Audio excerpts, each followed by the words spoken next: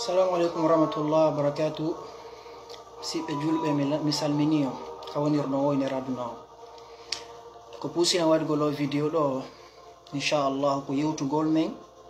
ko yewtugol e enen ɓe yimɓe wiɓen koye fulɓe yewtugol fulɓe ɓe wacca e noon hakke si tawi pularal ngal laaɓa moƴƴa ça arrive ko moni yiwde ka média sociaux ji ɗo ka réseau sociaux ji ɗo ino hulɓini ino yurmi ino ñiddi donc yeytagol jama o e rento fa wallahi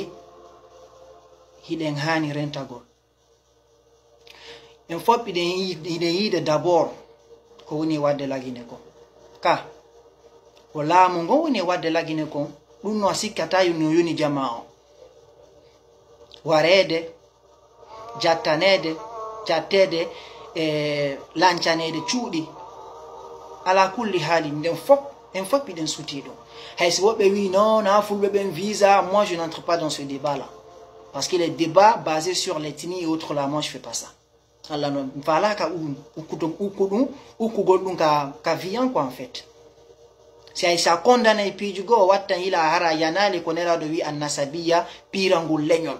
kala mayuɗo e ɗum ɗon o yo ma andu mayi mayde huɓɓininde kono bay jama o buyno jangi buy kadi janga iɗen suti ko woni wadde ɗo ko woni wadde ko lagine ɗo hay se natale ɗi ditaji ɗo kono ko laamu waɗayma ino sitti e ɗi ko yimɓe ma waɗayma par ce que laamu ko allah jeeyi o jonna e laamu kala mo o faala ñande allah faala o itta yon tigi ɗum ko kun faya kun kono si a yi laamu no sonjuma an tigiɗa noddude allah e allah men ronki e allah men a wulli ha gonɗi ma yoori marsali ko piiji ɗiɗi ko soit an tigi wonɗo e noddude allah on a feewa a moƴƴa ɓerde ma laaɓa a ɓura wonɗo ma wadde ko bonni on ɗon allah jaabinta duwa o ma o accetete sonjoɗa parce que tu n'es pas mieux que la personne qui te fait du mal ma o piiji ma ɗiɗa ɓon allah no andi a toñama kono o accitama ɗon o ndara ko a on to wawɗa muññade ko allah andi ko ɗiɗo piiji ɗiɗi watta gaɗɗo sa noddi allah retarda ko par ce que soit anti wonɗo noddude on a moƴƴa a ɓura wonɗo ma e toñude on ma o allah no fala darde ko ha on to wawɗa muññade par ce que muññagol muñal ɗum ko no tawa na fo mari on patience non ko dokkal allah non kono komi wi kon ko yimɓe ko laamo waɗayma hino sitti edi ko yimɓe ma waɗayma hande si en daari ko woni wadde kay leñol men ɗo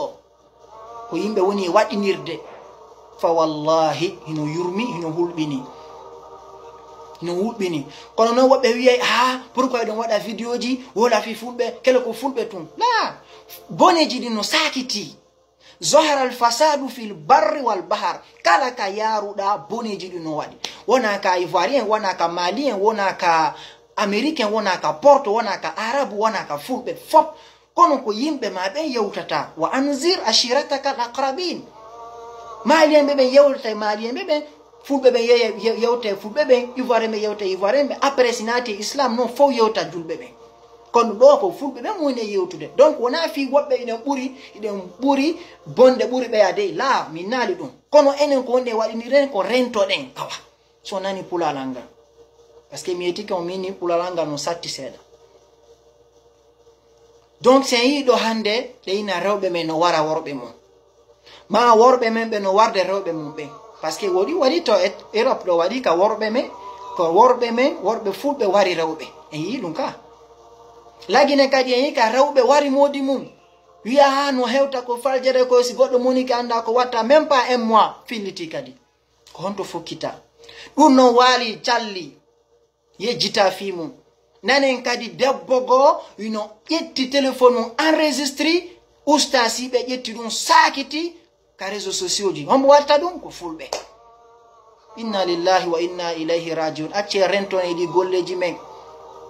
wirtugol bani adama ɗum ɗon goɗɗo ala dalil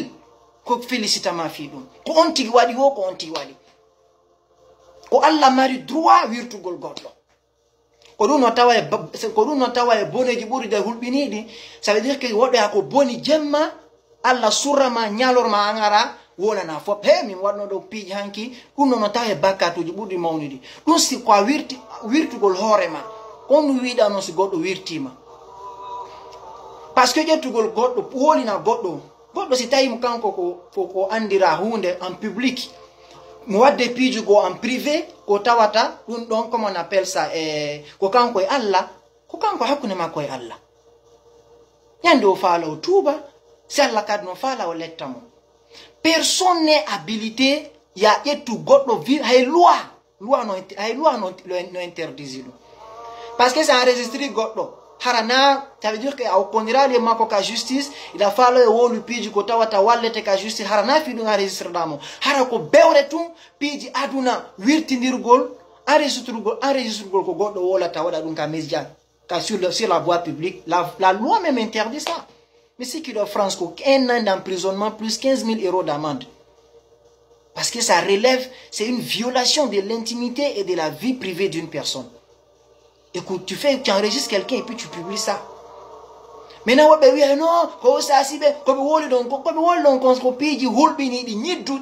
mais nous, on est qui pour juger les gens? Nous, on est qui pour juger les gens?